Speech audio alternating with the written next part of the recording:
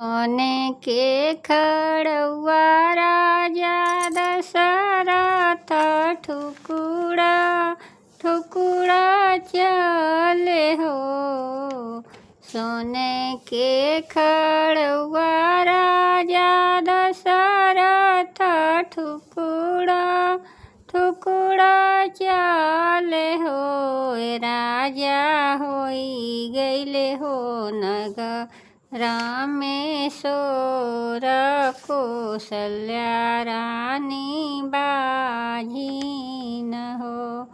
राजा होई गईले नगर रामेश्वर कौशल्या रानी बाझीन हो। सोने के खड़ुआ राजा दशरथ ठुकुरा ठुकुरा चले हो। राजा होई गईले नगर रामेश्वर कौशल्या रानी बाझीनी हो। राजा कइले ती दूसर बियाहवा सुमित्रा हमारी बहिन हो। राजा कइली ती दूसर बियाहवा सुमित्रा हमारी बहिन हो। दूसरे बियाह राजा कईनी तऊ के कुछु नहीं हो। दूसर बियाह राजा कईनी तऊ के कुछु नहीं हो। राजा होई गईले नगर रामेश्वर दोनों रानी बाझीन हो।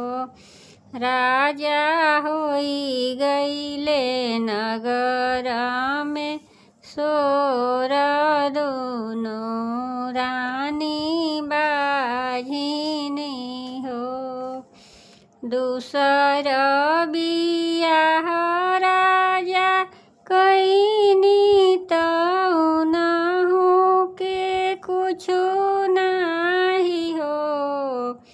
दूसर बियाह राजा कईनी तऊ के कुछु नहीं हो। राजा होई गईले नगर रामेश्वर दोनों रानी बाझीनी हो। राजा होई गईले नगर रामेश्वर दोनों रानी बाझीनी हो। राजा कइली तीसर बियाहवा के कैया हमारी बहिन हो। राजा कइली तीसर बियाहवा के कैया हमारी बहिन हो। तीसर बियाह राजा कईनी तऊ के कुछु नहीं हो। राजा होई गईले नगर में तीनों रानी बाझीन हो। राजा होई गईले नगर रामेश्वर तीनों रानी बाझीन हो। तीसर बियाह राजा कईनी तऊ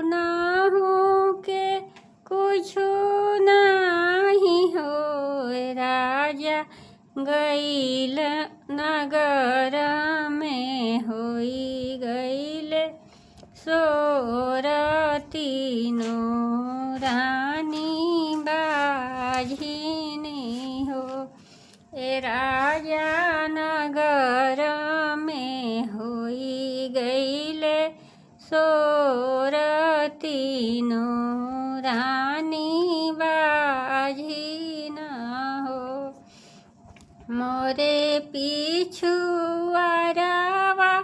बिसहरावा तो तुहु मोरे हितवानु हो। मोरे पिछुआरवा बिसहरावा तो तुहु मोरे हितवानु हो।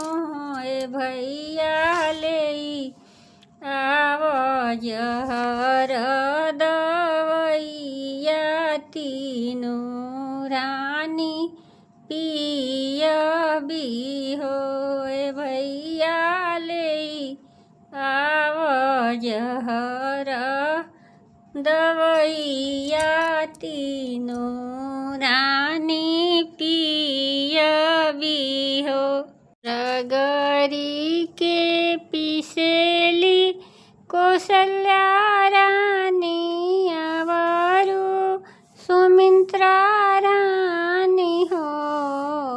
रगरी के पिसेली कौशल्या रानी अवरु सुमित्रा रानी हो। ललना सिली धोई पिए लिके कैया रानी तीनों रानी घर भेली हो। ए ललना सिली धोई पीसे लिके कैया रानी तीनों रानी घर भेली हो।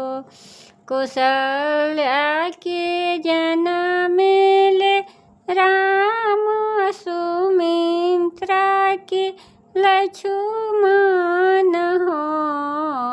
कौशल्या के जनमेले राम सुमित्रा के लक्ष्मण हो।